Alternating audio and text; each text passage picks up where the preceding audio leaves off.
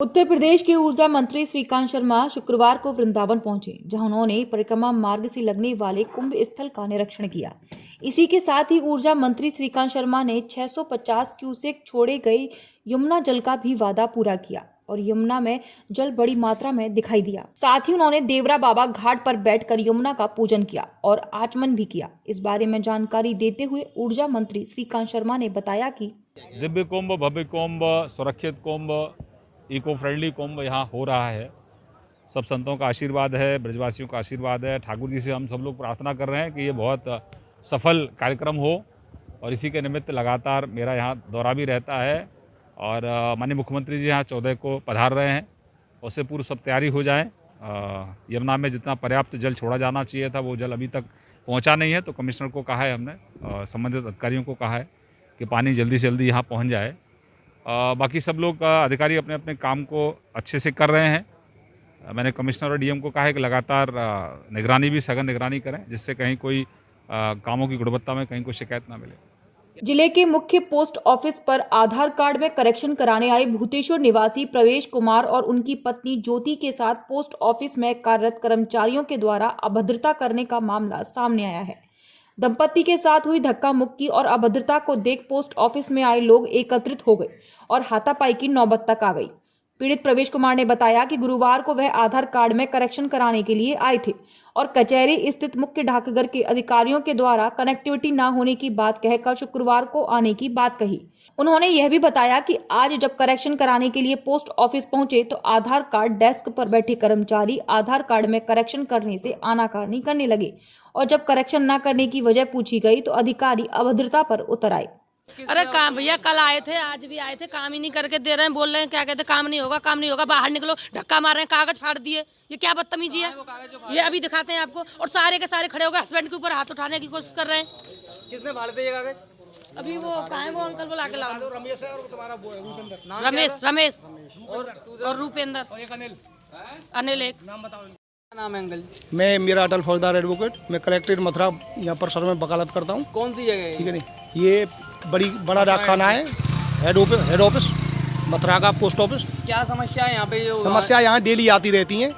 अभी मेरे पास फ़ोन आया, हमारे छोटा भाई है तो वो यहाँ वो बनवाने आया हुआ था, आधार कार्ड में करेक्शन कराने हुए आया हुआ था। कल भी आया था, कल नंबर लगा के गया, यहाँ पे अपना नंबर लिखवा के गया।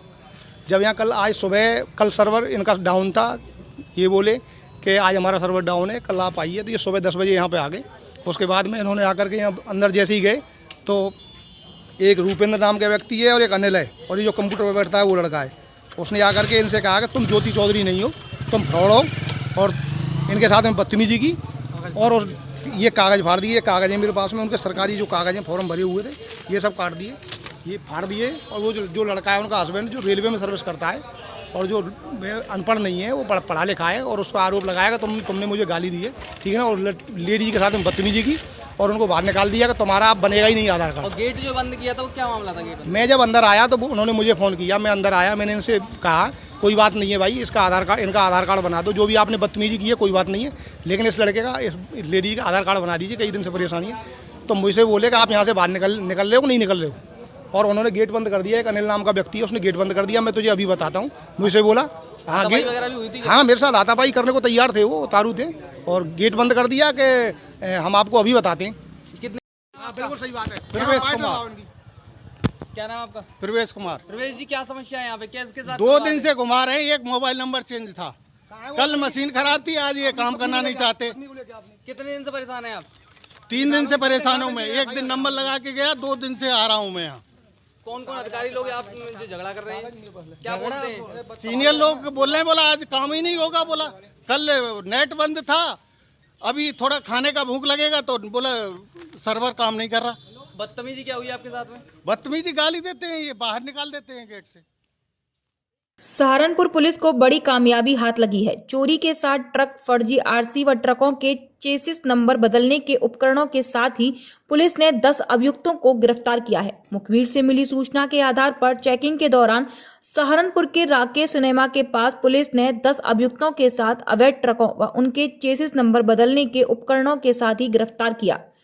साथ ही फर्जी 13 आरसी व 34 आरसी की छाया प्रति, 15 एनओसी की छाया प्रति, 2000 रुपए नकद, एक ड्रिल मशीन, एक इन्वर्टर, 2 ग्राइंडर आदि बरामद किए। सभी पकड़े गए अभियुक्त सहारनपुर के ही निवासी हैं। संबंधित मामले में Saharanpur SSP doctor S Channappa ने जानकारी देते हुए बताया कि क्राइम ब्रांच सहारनपुर और नगर कोतवाली पुलिस टीम द्वारा एक अंतर्राज्यीय गैंग का पर्दाफाश किया गया है, जिनके द्वारा फर्जी कागजात तैयार करके फर्जी आरसी जारी करवाकर जो चोरी हुए ट्रक और फाइनेंस जो उनको रीफाइनेंस करवाकर इस तरह का एक गैंग चलवाकर जो ट्रकों को आदान प्रदान करते थे, तो इस तरह का एक गैंग को पकड़ा गया है। इस गैंग में कुल शामिल 10 अभियुक्तों को अभी तक गिरफ्तार किया गया है और इनमें से 7 ट्रक बरामद हुए हैं। और इसमें जहां ये लोग कागजात बनाते थे तो संबंधित जो बाबू लोगों का भी संलिप्तता क्या है, किस तरह का है, इसके बारे में भी जो डिटेल्ड इन्वेस्टिगेशन कराया जा रहा है। और भी संलिप्त लोग कौन कौन हैं और कहाँ इस तरह का इस्तेमाल हो रहे हैं चोरी के गाड़ियाँ, इसका भी बरामद करने का प्रयास किया जा रहा है। और ये टीम गठित करके इसका डिटेल्ड इन्वेस्टिगेशन जारी रहेगा। इसका निकट पर्यवेक्षण एएसपी साहब के निकट पर्यवेक्षण में चल रहा है और पूरी टीम को मेरे द्वारा नगद इनाम घोषित किया गया है और भी जो काम आगे जारी रहेगा। आज 10 अभियुक्तों को माननीय न्यायालय के सामने पेश किया जा रहा है। अलीगढ़ में पिछले दिनों थाना क्वारसी क्षेत्र में हुए डॉक्टर शैलेंद्र सिंह अपहरण कांड का पुलिस ने खुलासा कर दिया है। दरअसल थाना क्वारसी पर दिनांक 28 जनवरी को मीनू चौधरी ने अपने पंडित डॉक्टर शैलेंद्र सिंह के अपहरण व फिरौती के लिए फोन आने की सूचना दी, जिसके आधार पर पुलिस ने थाना क्वारसी में अपहरण का मामला दर्ज कर लिया। बदमाशों के द्वारा 2 बार फोन कर फिरौती मांगी गई, लेकिन पुलिस के अनुसार पुलिस के दबाव में बदमाशों ने डॉक्टर को छोड़ दिया। उसके बाद पुलिस लगातार बदमाशों की तलाश कर रही थी। पुलिस ने सर्विलांस इत्यादि के माध्यम से घटना में शामिल एक अभियुक्त अनुज चौधरी को पूछताछ के लिए बुलाया। जब उससे सख्ती से पूछताछ की गई तो उसने घटना में शामिल होने का खुलासा कर दिया और अपने अन्य साथी बदमाशों के नाम पुलिस को बता दिए। मेरा नाम डॉक्टर शैलेंद्र है। मैं सुबह क्लिनिक पर जा रहा था, अचानक रोड से 10, 15, 20 कदम पहले उन्होंने खिड़की खोल के पिस्टल लगा करके मुझको ज़बरदस्ती अंदर खींच लिया और मेरी आंखों में पट्टी बांध दी, मुझे नीचे बैठने को मजबूर कर दिया और सीधे सीधे मुझे अतरौली रास्ते ले गए। छर्रा की तक मुझे मालूम है। उसके बाद मुझे ये नहीं मालूम उन्होंने मुझे कहाँ रखा। उन्होंने मुझे बहुत फिजिकली और मेंटली टॉर्चर किया, 20 लाख की डिमांड की और एक कमरे में बंद कर दिया जिसमें उसमें कोई भी जंगला वंगला कुछ नहीं था। तो आपकी आंखों में पट्टी बांधी है तो आपको कैसे पता चला कि अतरौली ले गए? ना, मैं हल्का सा मुझे आइडिया था, हल्का सा, क्यों मैं डेली घूमता हूँ ना, और बोर्ड लगे हुए थे, ऐसे करके एक आंख से ऐसे मुझे देख लिया था। मैं मफलर था ना। कारण क्या था? जो तीसरे नंबर गली का है, क्या नाम है उसका?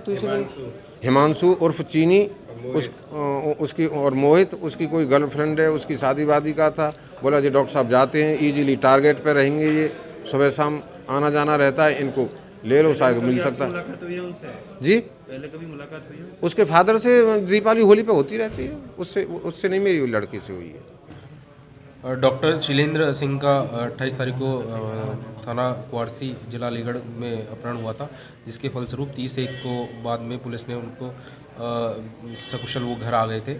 इसके संदर्भ में पुलिस ने एक अनुज चौधरी उर्फ अन्नू को गिरफ्तार किया था, जिससे बातचीत में उसने द्वारा बताए अन्य साथियों के नाम बताए, जिनको पुलिस ने मुठभेड़ के दौरान गिरफ्तार किया।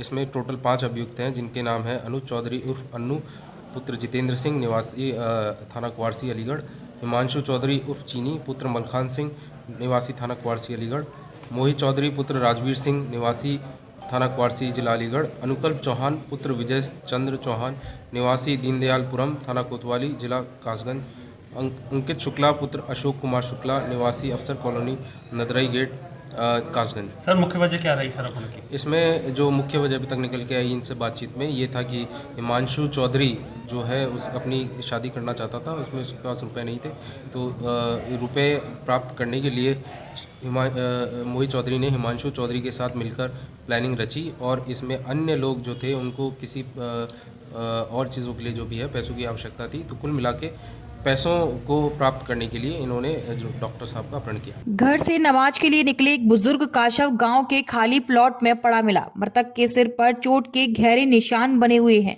दरअसल पूरा मामला जनपद सहारनपुर की कोतवाली बेहड इलाके के गांव का है, जहां गांव के ही करीब 60 वर्षीय फैयाज की चाय की दुकान है।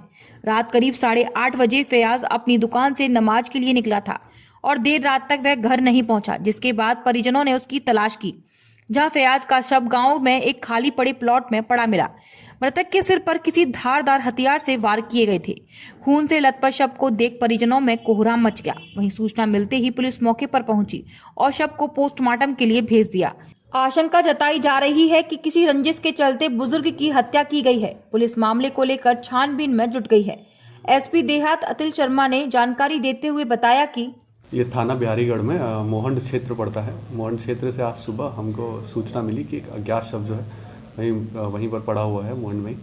तो उस पर तुरंत तत्काल जो है पुलिस रवाना होकर उसकी शिनाख्त में हमने अपने शिनाख्त के लिए भेजे गए। तो इसकी शिनाख्त हुई है, ये नदीम है, सन ऑफ मुशर्रफ। थाना जो है ये कस्बा थाना शामली का रहने वाला है और इसके परिजनों को सूचित कर दिया गया है, वो आ गए और डेड बॉडी को पोस्टमार्टम के लिए भेजा जा रहा है। बाकी आगे जो अगर वो कुछ लिखित तहरीर देते तो उस पर अभियोग पंजीकृत कर आगे कार्रवाई की जाएगी।